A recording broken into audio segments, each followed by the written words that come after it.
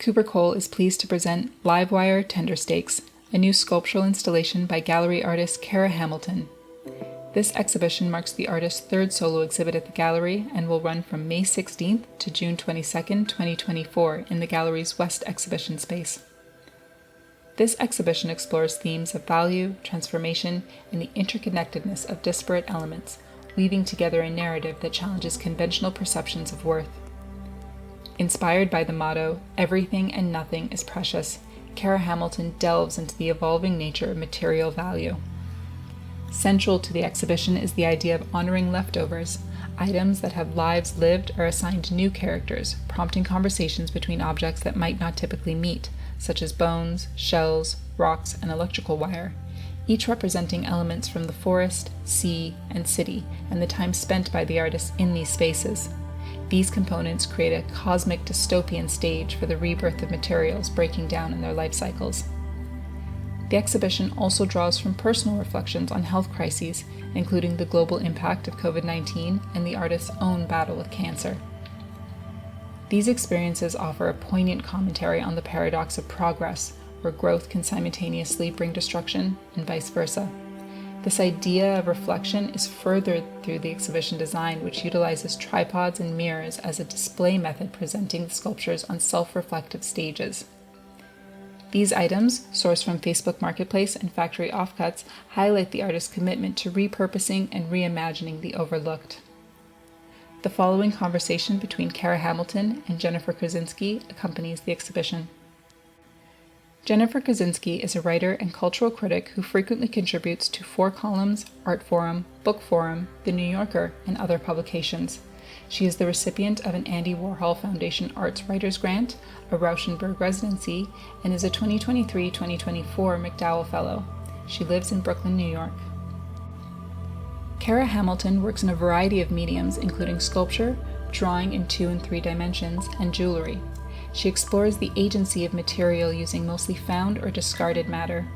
With a background in visual art, design, and architecture, Hamilton's works live at the intersection of these disciplines, decontextualizing materials and forms in order to create new narratives. She has exhibited in galleries and museums nationally and internationally and currently lives and works in Toronto, Ontario, Canada. Let's begin at the beginning. This show continues a series of ideas, of experiments that you started back in 2020, and I wanted to know about the genesis of these works. Well, it was the beginning of lockdown, and I really loved the slowness. I went to the studio every day without a plan, feeling compelled to make these object drawings. All of a sudden, priorities had shifted, and things I had been thinking about, like resourcefulness, repair and restoration, solidarity, particularly with the non-human world, and transparency in general, all became, and I guess remain, urgent. This made me feel kind of optimistic that toilet paper, the most valued currency at the time, might save us from the ruins of late-stage capitalism. I feel like these objects are maybe agents of hope while simultaneously signaling surrender. I've never heard the term object drawing before. I might have made that term up. It's really about how I feel making them.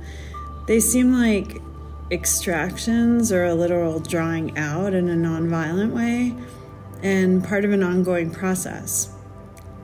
I continue to make these objects parallel to other work, most recently alongside drawings on actual paper that I started in Nova Scotia last summer using charcoal from the forest fires. Extracting as in drawing the sculpture out of the materials? I ask because this reminds me about your idea of the suspended potential of things. Yeah, this is an idea that follows me around, seeking the suspended potential of things, especially things that were once alive, and copper, which can become live. Kind of a reverse alchemy, drawing the nature of what's there rather than trying to melt it into gold. It's a less exploitative kind of extraction than mining, maybe. Instead, it seeks an essence specifically by detecting relationships between things with varied histories, and politely asking them to assemble themselves. Where do your materials come from? I see wire and pennies and shells and wood, and I assume they're all found? I am by nature a collector, which has become a complicated idea after being confronted by my mortality several times in the past years. I especially try not to collect shells or rocks anymore since it feels like stealing, but I have all these things in boxes that keep colliding and starting conversations with each other. A jar of pennies that went out of circulation in 2013 has often tempted the torch in my studio since then. Before 1982, pennies were 95% copper and easy to melt, so I would pick out the copper ones and melt them as some kind of perverse catharsis.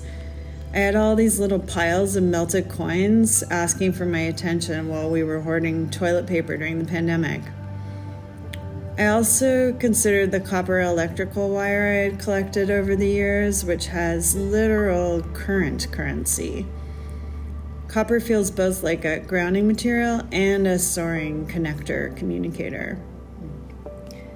You describe your assembled objects as activators, which makes them sound like catalysts of some kind, like they have a kind of divining potential. I do think maybe they're divining or locating some kind of truth for me. Maybe truth and possibility.